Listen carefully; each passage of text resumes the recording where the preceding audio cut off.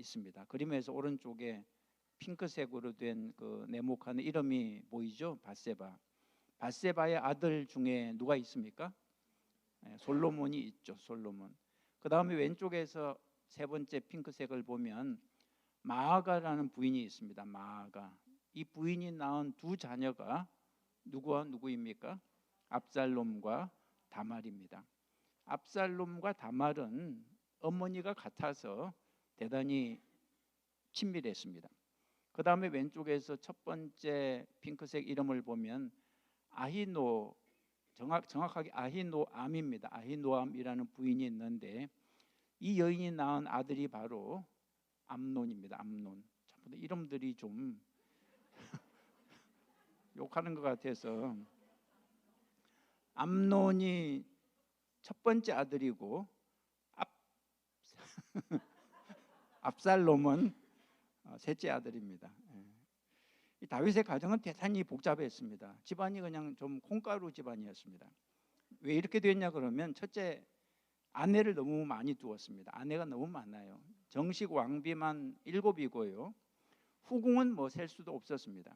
역대상 3장을 보면 다윗의 자녀들 이름이 쭉 나오는데요. 아들만 최소 19명, 딸들까지 합하면 한 40명이 넘었을 것입니다. 뭐 자녀들이 많은 건 좋은 일이지만 문제는 엄마가 다 달랐다는 거죠. 엄마가 다르고 또 장차 누가 왕이 될지 모르니까 서로 견제하고 시기하고 싸웠습니다. 그 결과 무슨 일이 발생했습니까? 다윗의 아들, 딸 사이에서 끔찍한 성폭행과 살인 사건이 발생한 거죠. 다윗의 가정이 이렇게 콩가루 집안이 된 것은 첫째가 아내가 많아서 그랬고, 둘째 이유가 바로 밧세바 사건 때문이었습니다. 다윗이 밧세바와 간음하고 그의 남편 우리야를 죽였을 때 하나님께서 나단 선지자를 통해서 이렇게 말씀하셨죠. 이제부터는 칼이 내 집에서 떠나지 아니하리라. 다윗의 집이 콩가루 집안이 된 것은 하나님의 징계였습니다. 다윗이 간음과 살인의 죄를 범한 이후에 아버지로서의 권위를 잃어버렸습니다. 아버지가 간음하고 살인까지 했는데 어떻게 그 자녀들이 그 아버지를 존경할 수 있겠습니까? 부모들은 기억해야 됩니다. 자녀들이 언제 삐뚤어지기 시작하냐 그러면 부모를 존경할 수 없을 때, 부모를 존경할 수 없을 때 자녀들은 방황하고 빗나가게 되죠.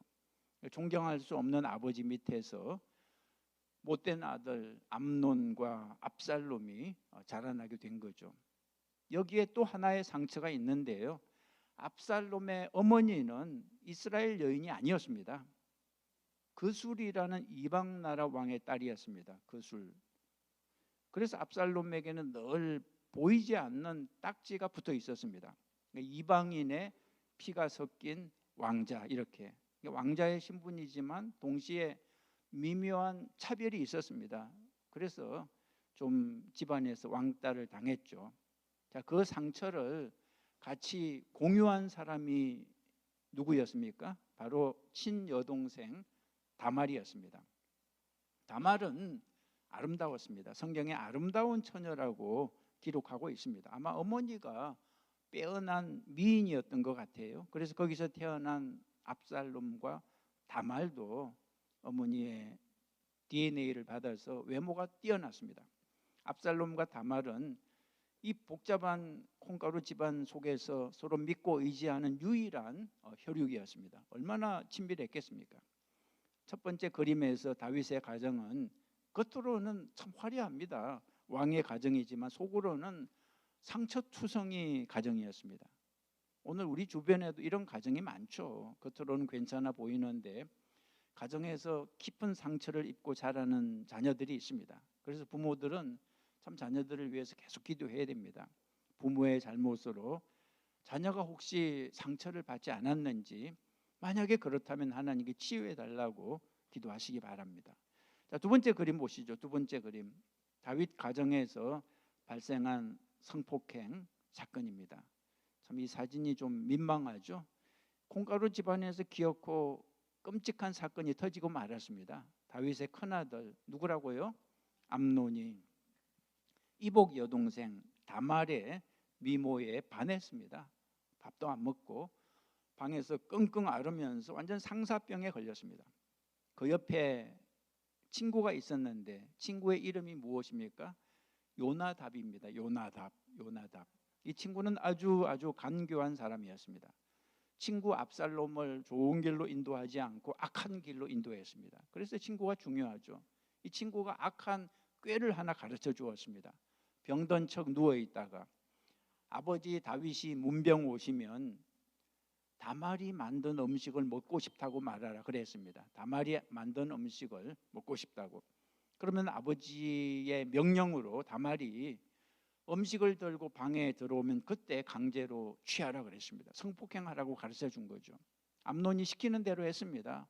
병들어서 아픈 척하면서 아버지 다윗을 속이고, 그리고 다말이 아버지의 말을 듣고 아버지가 시키니까 음식을 가지고 왔을 때 성폭행을 했습니다. 그걸로 끝나지 않았습니다. 욕정을 채운 다음에 그 다음이 더 나빴습니다. 그 다음이 다말을 발로 차서 내쫓아 버렸습니다.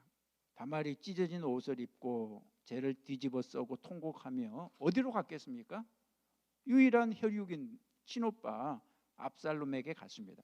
이때 압살롬의 마음이 어떠했겠습니까? 그 성폭행으로 인해서 수치심과 공포 속에 떨고 있는 그 동생 다말을 보고 압살롬이 무슨 생각을 했겠습니까? 당장 암논에게 복수하고 싶었지만 압살롬은 서둘지 않았습니다. 암논은 보통 사람이 아닙니다. 장자입니다. 장차 다윗의 뒤를 이어서 왕이 될 사람이었습니다. 함부로 대할 인물이 아니었습니다. 그래서 일단 아버지 다윗의 징계를 기다렸습니다. 아버지 다윗이 암논을 벌 주겠지 믿고 기다렸습니다.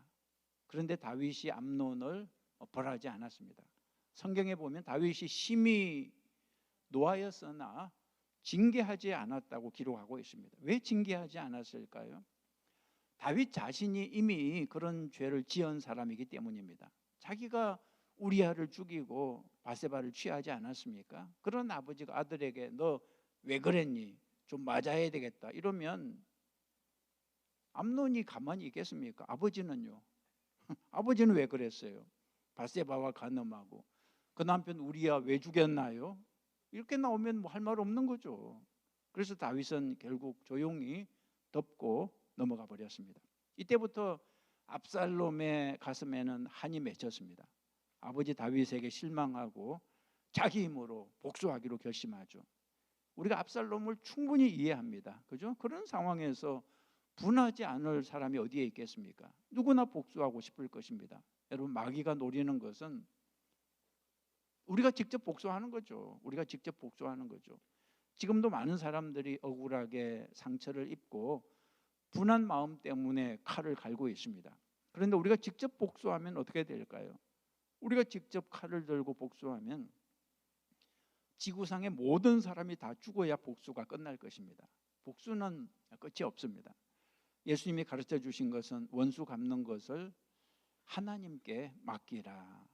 성경에 그렇게 나오죠. 로마서 12장 19절에 사랑하는 자들아 너희가 친히 원수를 갚지 말고 마음은 알지만 이해하지만 그러나 진노하심에 맡기라. 원수 갚는 것이 내게 있으니 내가 갚으리라. 하나님의 심판을 믿고 하나님께 맡길 때 문제가 해결되는 것입니다. 그러나 압살롬은 하나님께 가져가지 않았습니다. 하나님께 맡기지 않았습니다. 스스로 복수하기로 결심했습니다. 그러나 성급하게 움직이지 않았습니다. 무려 압살롬이 참 무서운 사람입니다. 무려 2년을 기다렸습니다. 2년을 아무 일도 없는 것처럼 암논에게 말도 잘 걸고 태어난 척 했습니다. 드디어 양털 깎는 날을 디데이로 택했습니다. 당시 양털 깎는 날은 오늘의 추수감사절 같은 날입니다. 풍성한 잔치가 열립니다. 사람들이 기분 좋게 술 마시고 노는 날이죠. 압살롬은 모든 형제들을 자기 잔치에 초대했습니다.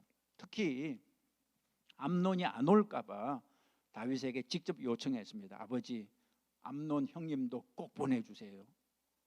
완전 연속극이에요. 연속극. 옛날에 암논이 다윗을 통해 다말을 유인했듯이 똑같은 방법으로 다윗을 통해 암논을 유인한 거죠. 그죠? 그러니까 아버지 다윗이 말했겠죠. 암논아, 압살롬이 주최하는 잔치에 꼭 가야 된다. 왕자들끼리 사이좋게 지내야지. 그죠? 암논이 바보가 아닌 다음에 찜찜했겠죠. 찜찜했지만 뭐 2년이나 지났고 아버지의 명을 거절할 수 없었습니다. 거절하면 아버지 다윗의 눈밖에 날 거니까. 자기도 지은 죄가 있는데. 그래서 암논이 잔치에 가서 술에 취해 방심하고 있을 때 압살롬이 부하들에게 명령했습니다. 지금이다, 암논을 죽여라. 세 번째 그림이 암논을 죽이는 그림입니다. 잔치 자리에서 암논은 죽임을 당했습니다. 그렇게 해서 다윗의 장자, 왕위 계승 1순위였던 암논의 인생은 끝이 났습니다. 여러분, 암논의 인생이 왜 이렇게 됐습니까? 순간의 정욕을 절제하지 못했기 때문이죠. 죄는 항상 이렇게 끝을 맺습니다. 처음에는 달콤한데 잠시 재미를 주는데 그러나 마지막은 비참한 거죠. 절대 죄를 가볍게 보지 말고 혹시 죄를 지었으면 즉시 회개해서 용서를 받아야 됩니다. 압살롬의 상처, 분한 마음은 우리가 다 이해하죠. 그런데 그 마음을 가지고 하나님 앞으로 나아가서 하나님께 맡겼다면 하나님이 해결해 주시고 하나님은 압살롬을 크게 사용해 주셨을 것입니다. 그런데 압살롬은 하나님께 맡기지 않고 자기 손으로 직접 복수한 거죠. 그 결과 압살롬의 인생은 꼬이고 꼬이기 시작했습니다. 암논을 죽인 뒤에 압살롬은 이제 도망갔습니다. 도피했습니다. 어디로 갔습니까? 어머니의 친정 나라 어디입니까? 여러분, 오늘 성경 문제도 나와요. 그술이라는 이방 나라로 가서 3년 동안 숨어 지냅니다. 3년 동안. 여기서 주목할 것은 압살롬이 도망간 것 같지만 회개했다는 말이 안 나와요. 회개했다는 말이 안 나옵니다. 형을 죽인 죄책감 때문에 뭐 암논이 괴로워했다 그런 말도 없고요. 하나님께 매달렸다 그런 말도 없습니다. 그러나 한편 다윗의 마음은 찢어졌습니다. 암논은 죽었고 큰아들 암논은 죽었고 압살롬은 도망갔습니다. 집안은 다시 난장판이 됐습니다. 다윗은 알고 있었습니다. 이게 다 자기 죄 때문인 것을 알고 있었습니다. 하나님의 징계인 것을 알고 있었습니다. 그래서 그 자식들을 원망도 못했습니다. 압살롬이 떠난 후에 다윗은 오히려 압살롬을 그리워했습니다. 미운 것도 사실이지만 또 불쌍했습니다. 어디서 뭘 하고 있는지, 밥은 제대로 먹고 있는지. 이 부모의 마음이 그런 거 아니겠습니까? 결국 다윗은 압살롬을 용서해 줍니다. 압살롬을 다시 받아줘요. 그러나 압살롬은 달랐습니다. 아버지 다윗은 압살롬을 용서했지만 아들 압살롬은 아버지 다윗을 용서하지 않았습니다. 여러분, 지난주에 설교 때 집에 있는 탕자처럼 압살롬의 몸은 아버지 집으로 돌아왔지만 마음은 돌아오지 않았습니다. 여전히 밖에 있었습니다.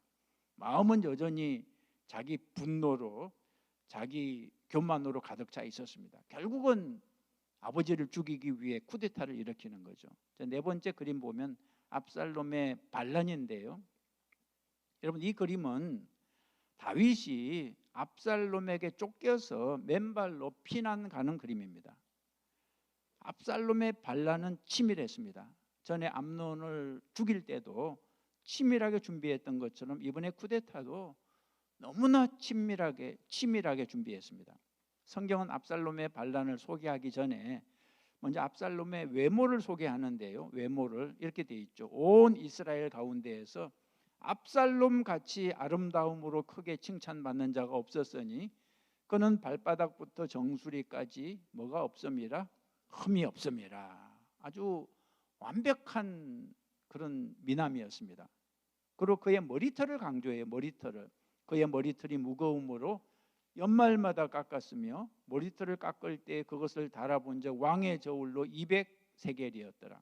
200세겔이면 요즘으로 따지면 한 4.5kg 정도? 보통 사람 머리털 몇 배가 된다 그래요. 그 당시 히브리 문화에서 머리카락은 힘과 권세, 지위를 상징했습니다. 그러니까 압살롬은 자기 머리털을 엄청난 자랑거리로 여겼던 거죠. 그런데 이 머리털 때문에 나중에 죽게 되죠. 그러니까 압살롬은 외모도 뛰어나고 말도 잘하고 머리도 좋았습니다. 이런 사람이 하나님께 순종했으면 정말 귀하게 쓰임 받았을 것입니다. 그러나 그는 하나님께 순종하지 않고 자기 방법, 자기 꾀에 의지했죠. 쿠데타를 위해서 압살롬이 아주 치밀하게 준비합니다. 첫째, 민심을 이용해요. 민심을. 얼마나 이 압살롬이 똑똑한 사람인지 민심을 이용합니다. 그래서 병거와 말들을 준비하고 앞에서 달리는 50명의 호위병을 거느리며 왕자 행차를 항상 했습니다. 그래서 사람들이 그 행차를 보고 감탄을 하죠. 와, 대단하다. 다윗 왕 다음은 역시 압살롬이 되겠구나. 그렇게 생각하게 만들었습니다. 그러고 나서 압살롬은 성문 입구에 앉아서 재판 받으러 오는 사람들을 먼저 만났습니다. 어디서 왔느냐, 어떤 사연이 있느냐 물어보고 그 어려운 사연을 잘 들어주고 이렇게 말해요. 참 네 말이 옳고 바르다. 넌 잘못한 게 없구나. 그렇지만 왕이 내 송사를 들어줄 사람을 세우지 않으셨다. 이런 식으로 쉽게 말하면 왕은 당신 같은 사람, 서민들의 억울한 사정에는 별로 관심이 없어요. 하지만 내가 왕이 된다면 좀 관심을 가져줄 텐데, 그러면서 어려운 사람의 손을 잡아주고 안아주었습니다. 성경은 이 장면을 이렇게 요약합니다. 사무엘하 15장 6절에 압살롬이 이와 같이 이스라엘 무리의 마음을 어떻게 했다고요? 도적질하니라. 이게 성경의 판단입니다. 압살롬의 쿠데타는 백성들의 마음, 민심을 훔치는 것으로 시작했습니다. 속인 거죠. 우리가 여기서 사탄의 모습을 볼 수 있습니다. 사탄도 그렇게 하거든요. 아주 달콤한 말로 접근해서 이해하는 척하면서 이간질을 시킵니다. 이간질을 시킵니다. 하나님은 네 사정 몰라. 하나님은 널 사랑하지 않아. 그러면서 네가 복수해야 돼. 내가 도와줄게. 뭐 세상의 방법으로 어떤 죄의 쾌락으로 잘못된 길로 인도하는 거죠. 여러분 고린도후서 11장에서 바울이 이렇게 말합니다. 사단도 자기를 광명의 천사로 가장하나니 그랬습니다. 겉으로 보기에는 너무나 괜찮아 보입니다. 하얀 옷을 입고 빛나는 모습으로 접근하는데 속은 마귀죠. 압살롬이 그랬습니다. 겉으로는 백성들을 따뜻하게 위로해 준 착한 왕자였습니다. 그러나 속으로는 아버지를 죽이고 자기가 왕이 되겠다는 야망으로 가득했습니다. 여러분 이런 사람이 항상 있습니다. 교회 안에도 있고요. 세상 조직에는 말할 것도 없고요. 겉으로는 너무나 달콤한 성도들을 위해서, 교회를 위해서, 뭐 정의를 위해서 이렇게 말하지만 사실은 자기 욕심을 위해서, 자기 권력을 위해서 행동하죠. 가룟 유다가 바로 그런 사람이었습니다. 가룟 유다가 마리아가 비싼 향유를 예수님께 바치자 화를 냈잖아요. 그죠? 불쌍한 사람을 도와야지 저렇게 돈을 낭비한다고. 이게 얼마나 멋진 말이에요. 불쌍한 사람을 도와야지 돈을 낭비한다고. 불쌍한 사람 생각하는 척 말을 했지만 사실은 그 돈이 탐나서 그랬던 것입니다. 그래서 성경은 가룟 유다를 가리켜서 도적이라고 그러죠. 여러분 성경은 이렇게 말합니다. 무릇 지킬 만한 것보다 더욱 내 마음을 지키라. 생명의 근원이 이에서 남이니라. 여러분 돈만 도둑 맞는 거 아닙니다. 마음도 도둑 맞을 수 있습니다. 그래서 아무에게나 바보같이 마음을 주면 안 됩니다. 그죠? 사기꾼에게 마음을 주면 안 되죠. 거짓 선지자에게 마음을 주면 안 되죠. 달콤한 말이 넘어가면 안 됩니다. 우리 마음은 오직 우리를 사랑하시는 예수님께만 드려야 됩니다. 압살롬은 무려 4년 동안 백성들의 마음을 훔쳤습니다. 그리고 때가 됐다고 이제 판단이 되자 드디어 쿠데타를 일으켰습니다. 아버지 다윗을 이렇게 속여요. 아버지, 제가 예전에 헤브론에서 서원한 게 있는데요. 이제 그 서원을 지키러 가고 싶습니다. 겉으로는 하나님께 서원한 것을 지키겠다 말했지만 사실은 이제 쿠데타를 위한 출동이었습니다. 다윗이 속았죠. 그래, 잘 생각했다. 하나님을 잘 섬겨야지. 평안히 가라. 이것이 부자 사이 마지막 대화가 됩니다. 압살롬은 헤브론으로 내려가 군대를 모으고 각 지파에 사람을 보내서 나팔 소리가 나면 압살롬이 왕이 됐다고 선포하라고 명령했습니다. 그러자 백성들은 생각하죠. 이제 대세는 압살롬이구나. 이제 왕은 압살롬이구나. 그래서 그때 많은 신하들이 다윗을 떠나서 압살롬 편으로 붙기 시작했습니다. 이 압살롬의 작전은 인간적으로 볼 때 완벽했습니다. 정말 완벽했습니다.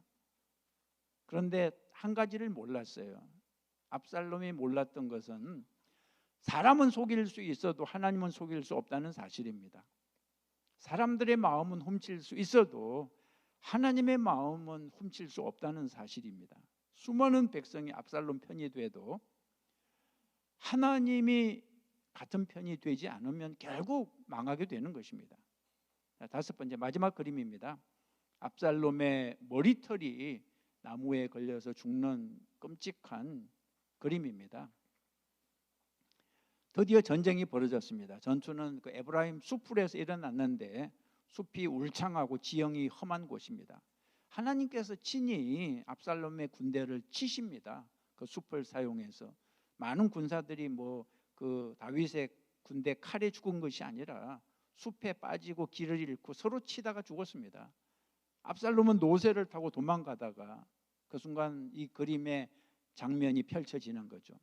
사무엘하 18장 9절에 압살롬이 다윗의 신복들과 마주치니라. 압살롬이 노새를 탔는데 그 노새가 큰 상수리나무 번성한 가지 아래로 지나갈 때에 압살롬의 머리가 그 상수리나무에 걸림에 그가 공중과 땅 사이에 달리고 그가 탄 노새는 그 아래로 빠져나간지라. 영화로 치면 아주 슬로우 모션으로 보여줄 것 같은 장면인데요, 아주 막 바람에 휘날리면서 자기 영광을 자랑하던 그 머리털이 이제는 그 상수리 나무 가지에 확 걸려버리는 거죠. 노새는 쏜살같이 밑으로 빠져나가고 압살롬은 공중에 그냥 덩그러니 매달렸습니다.